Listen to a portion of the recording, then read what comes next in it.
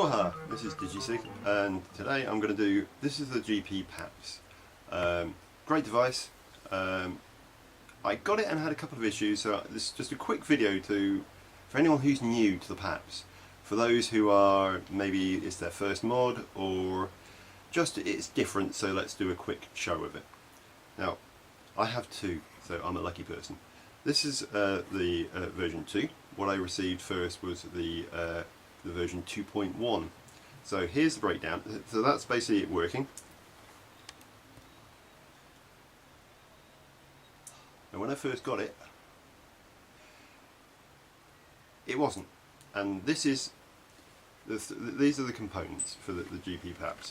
You basically get a tube with logo and various other bits and pieces and a serial number on it, only on the 18350. You have the switch housing, which is lovely. Also has a locking mechanism on it, so you have to turn to get the locking mechanism off, and then you have a very touch sensitive switch. And finally you have the top section, which has a telescopic section, and hello Eddie, bless him. Now I could, I'm an experienced user, got a Paps, and I couldn't make it work. So this is basically a quick how to get it to work, how to make sure it keeps functioning. It's just a quickie that I haven't seen covered, so I'm going to do it. Right, so you get your tube. So basically it was already put together. So the top section goes on the top, which is the opposite end of the air holes. Hello Edski. Usually it's easier, to be honest, if you put the bottom on first and then put the battery in. So the switch goes in. Lovely threads. You pop a battery in. Now the first one I did was the nipple one. So drop that in. Put this section on as it was. Got my spheroid, the perfect combination apparently, and put that on, and oh, it didn't work. So this is when I discovered about the telescopic section. See, this bit here moves to cover for the battery, so you can unscrew it a bit. Now this, as you can see, is going up.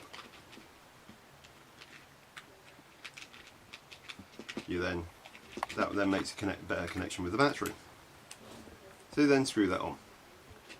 As you can see now, there's a gap, so that's too far out. Previously it wasn't on there at all, so you screw it in a bit.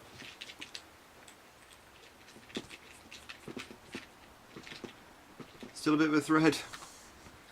I'm doing this deliberately, by the way, just to show you it's sort of like it's a one turn, and now that's snug. And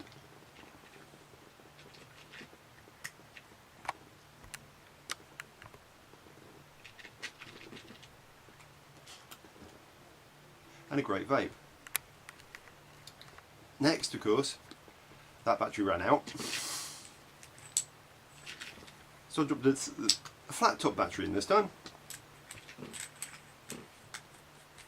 Great threads. Pop it back in, and of course,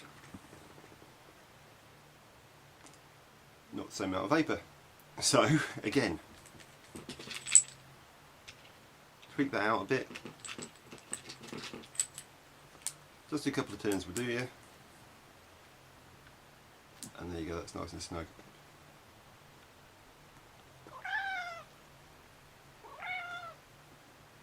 And much more vapour. So that's the basic, that's your telescopic section, move it up and down, and it's trial and error. The next thing that happened is, as I was walking down the street, the switch mechanism came out. So, and I screwed up. So, even experienced vapers can do so. So this is the switch. Whoop. This is the switch. It has reverse threading on it. So it's turn anti-clockwise to screw it on and clockwise to unscrew it. The thing about the locking mechanism on the Paps that needs to be emphasised is if you're going to put it down flat and it's unlocked, can you hear that? That's it firing, because it's that sensitive a switch that it will do that. So what you need to do is make sure that that's screwed down. If you're going to lay it down flat, that's locked and that the button won't go, and you're fine. And then just unscrew it. I mean, you can do it, it's literally a spin. Yeah.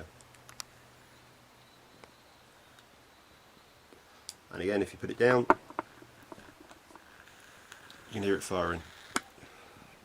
So lock it, put it down every time, and the Paps will be your friend. If not, do it on your side. Do it on its side. As I said, it's anti-clockwise and clockwise to unscrew. So you're gonna have to maintain this yourself.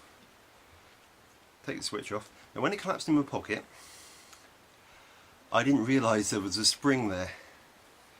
So when you take this off, you have a spring, and the locking mechanism comes in. So that's your 4 parts to your spring, to your button. When it comes to putting it back on, it doesn't look right, but that's the way it goes. So you screw that on first. Oh, sorry. You screw that bit on first. So that's unlocked. Make sure it springs on there, and then that goes through there. Probably take a wiggle. You screw the nut has two sides to it, 1 and 2. One's got slightly more grooving round, and that goes down, and then you are literally screwing it on by going anti-clockwise. And you can screw that round all the way. Thanks, Eddie. Yeah, so that's now on. Then get your device. Sorry, I got the one with battery in.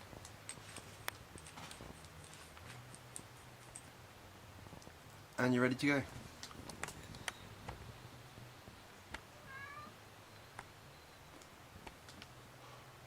Paps is great, it's a nice little device. Those 2 little hints and tips will make a difference, at least to anyone who's a new user. If you're an old user, fair enough. If not, then basically when it comes to using it, you have to maintain that switch. So once a week, get some isopropyl alcohol or something and just give it a rub on down. Even use some brass on the tip if you want to make it better. Simple, effective. The Paps is a great device, and I hope that helps you enjoy it. Take care now. Enjoy.